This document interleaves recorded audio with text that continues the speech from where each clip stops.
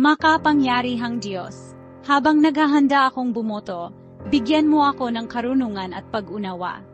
Gabayan ang aking puso, na piliin ang mga kandidatong pinakamahusay na maglilingkod sa kabutihang panlahat, itinataguyod ang katarungan, katotohanan, at pakikiramay.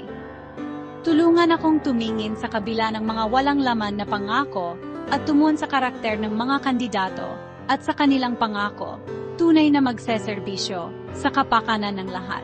Huwag naw kamasilaw ang mga botante sa konting pera, ayuda na ibinibigay ng mga kandidato.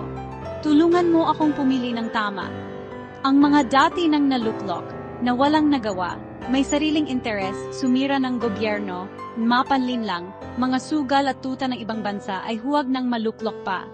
Hindi ibang lahi o kalahating lahi bagkus ay isang tunay na Pilipino, na may takot sa Diyos para sa Pilipino. Naway masalamin sa aking boto ang aking malalim na pagnanais para sa isang magandang kinabukasan para sa ating komunidad at sa ating bansa. Protektahan ang ating demokratikong proseso mula sa katiwalian at manipulasyon. At naway ang resulta ng halalan na ito ay magdulot ng kapayapaan at kaunlaran sa lahat. Amen.